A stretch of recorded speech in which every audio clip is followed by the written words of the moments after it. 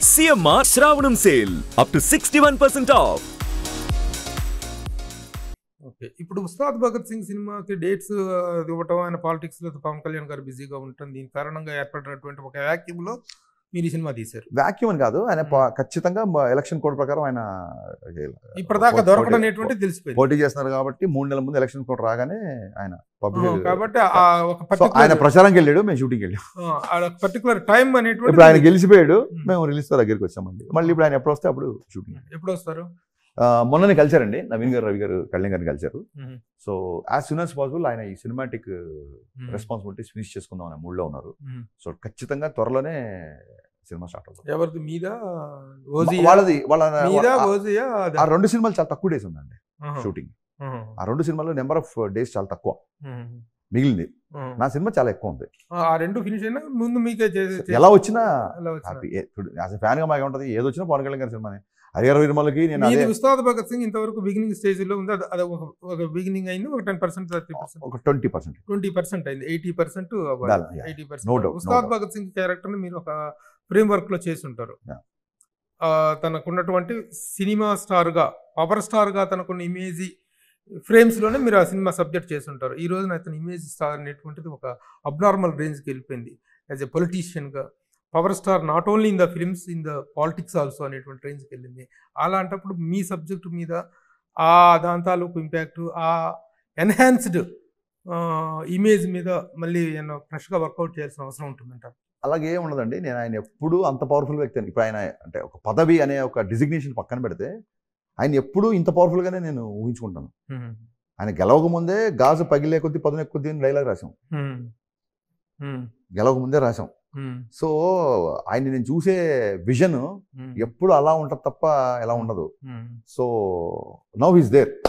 గాజు పథకాలకు ముందే పదవినట్టుగా ఆ టయానికి గాజు పరిస్థితి చాలా సెన్సిటివ్ గా ఉంది. అదే చెప్పి కదా, అదే గాజు మీరు పగలు కొట్టారు. గాజు పరిస్థితి ఏంటో తెలియదు, హౌ స్ట్రాంగ్ ఇట్ ఈస్ అనేది తెలియదు. అవతల విమర్శలు భయంకరంగా ఉంటున్నాయి. అలాంటి ఒక వ్యక్తిని పట్టుకొని నోటికి వచ్చిన మాటలు మాట్లాడుతున్నటువంటి సందర్భం, చాలా దారుణమైన విమర్శలు, ఎవరికి ఏది లేనటువంటి కాన్ఫిడెన్స్ లేనటువంటి పరిస్థితి. ఆ డైలాగ్ అంత బాగా రాశారు మీరు. It worked out. ఈ రోజున అది వర్కౌట్ అయిన ఇది మీకు ఎలా అనిపిస్తుంది? చాలా హ్యాపీగా ఉందండి. చంద్రబాబు నాయుడు గారు చెప్పారు గాజు పగిలే కొద్దీ పదును కొద్దీ అని చెప్పి ఆయనే చెప్పారు. I felt very happy. Expected అండి. ఇప్పుడు ఆ రోజులో నాకు కొంచెం తిక్కుంది, దానికి లెక్క ఉందని ఎంత ఫేమస్ అయిందో, ఇది ఇప్పుడున్న సోషల్ మీడియా దానికి అంతకంటే ఎక్కువ పాపులర్ అయింది. అండ్ ఎలక్షన్స్ ముందు ఆ టీజర్ రావడం ఇంకా హ్యాపీగా ఉంది. అసలు ఆ డైలాగ్ అందులో అప్పుడు పెట్టడానికి లేదండి, ఖచ్చితంగా. అంటే మేము అప్పుడు అనుకున్నప్పుడు ఎలక్షన్స్ బిఫోర్ సినిమా రిలీజ్ అవుద్ది అనుకున్నా ఆ డైలాగ్ రాశా. ఒక వ్యక్తి దాన్ని ఏమంటారు, క్షతగాత్రుడు అయిపోయి ఉన్నాడు దెబ్బలు తీసుకొని. సో ఒక గాజును పగలగొట్టారు మీరు, దాని పదును చూస్తారు అన్న థాట్ నుంచి వచ్చిన dialogue. Very good. It helped a lot. అంటే ఇన్ ద సెన్స్ ఏముందండి, చంద్రుడిగా నూలుపోవు. ఆయన డెడికేషన్ అండ్ డిటర్మినేషన్ ముందు మన క్యాంపెయినింగ్ ఎంత. How you are feeling about his phenomenal success? Very very happy అండి. ఆయనకి ఏ స్పేస్ ఇష్టమో ఆ స్పేస్ లో ఉన్నారు. మీరు చూడండి, పదవి వచ్చింది కదా అని చెప్పి ఆయన పదవిని ఎంజాయ్ చేయట్లా, పదవిని రెస్పాన్సిబిలిటీ చూపిస్తున్నారు.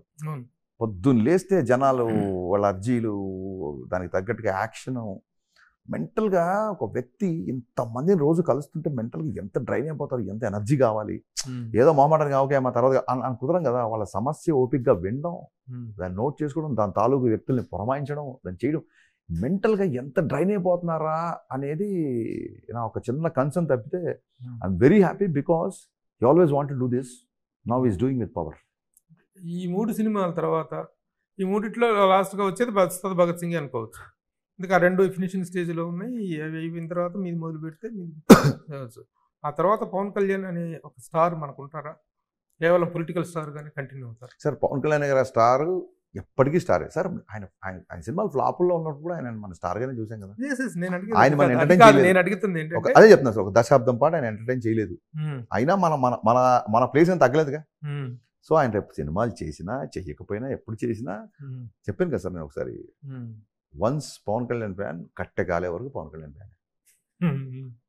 మీరు బేసిక్గా ఎవరి ఫ్యాన్? బేసిక్గా ఎవరి ఫ్యాన్ మీరు? అంటే ఒక స్కూల్ డేస్ నుంచి ఎవరైనా అసలు నోగా చెప్పలేరు దానికి. చిరంజీవి గారి ఫ్యాన్. సడన్గా ఒక సీతారామ శాస్త్రి గారు రాసినట్టు మిస్సైల్ లాగా కళ్యాణ్ గారు వచ్చారు.